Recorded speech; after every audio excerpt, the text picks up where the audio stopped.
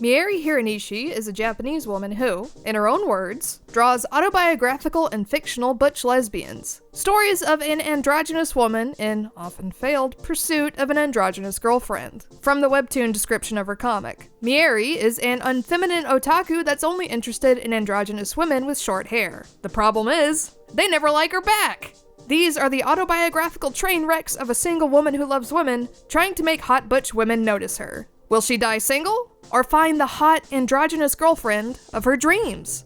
Hiranishi makes a lot of blanket statements in her observations about dating other women, which surprised me and felt a little off-putting at first, but she does go out of her way to not portray her experience as the end-all be-all experience. In fact, while she uses butch and androgynous pretty interchangeably, which I wouldn't do personally, she makes sure to mark her personal opinions and experiences as such, and she acknowledges repeatedly in the comic that definitions vary by person. She also includes the T when talking about the LGBT community, so the comic does not come across as turfy either. Its story is just a specific person describing a specific experience, and is clearly marked as such versus some kind of comprehensive explainer on the universal queer experience, which I would say doesn't really exist. I just wanted to get that out of the way so no one went in expecting the latter, and for people who really want to avoid anything that could be interpreted as essentialist.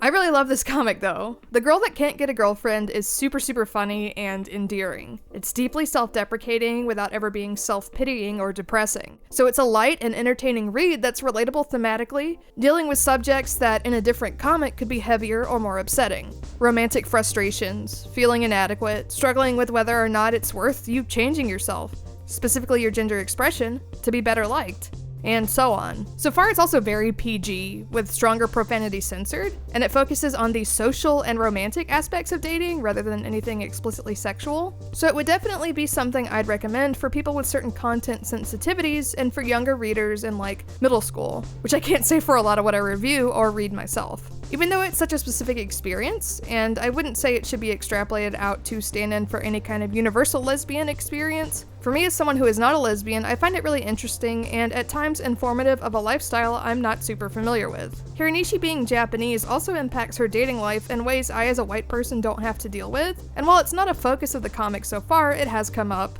especially in jokes.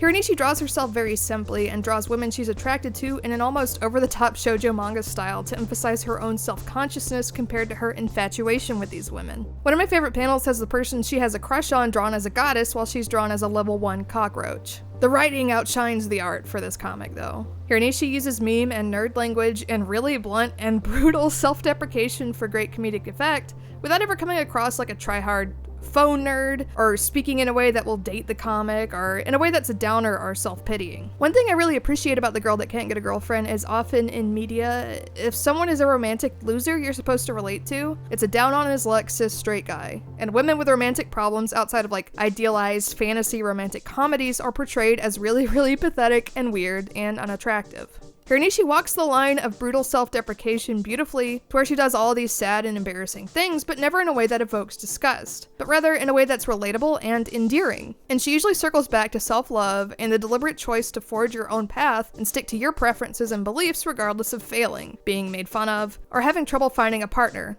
and does so without being saccharine or cliched. Because she's so brutally self-deprecating, the warm moments in the comic actually feel earned rather than contrived. I know for me personally, I used to get a lot of pressure to grow my hair out or wear makeup or otherwise be more feminine, to express myself in a way that I didn't like and that made me uncomfortable, and to sacrifice the comfort in exchange for being perceived as more conventionally attractive and more desirable to straight men specifically, but also just generally, to anyone.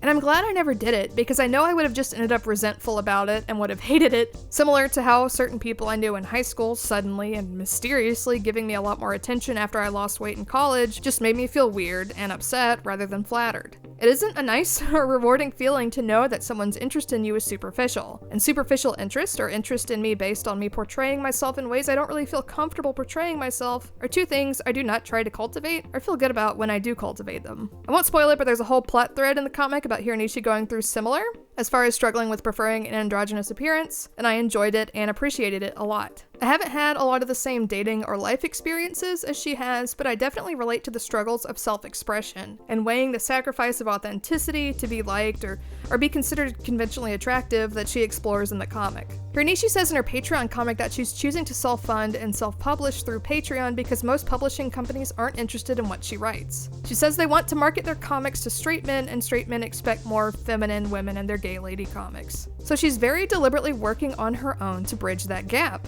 Which, again, though her dating and general life experiences vary a lot from mine, and some of her views differ from how I view gender and sexuality and dating conceptually, I think that's really, really cool.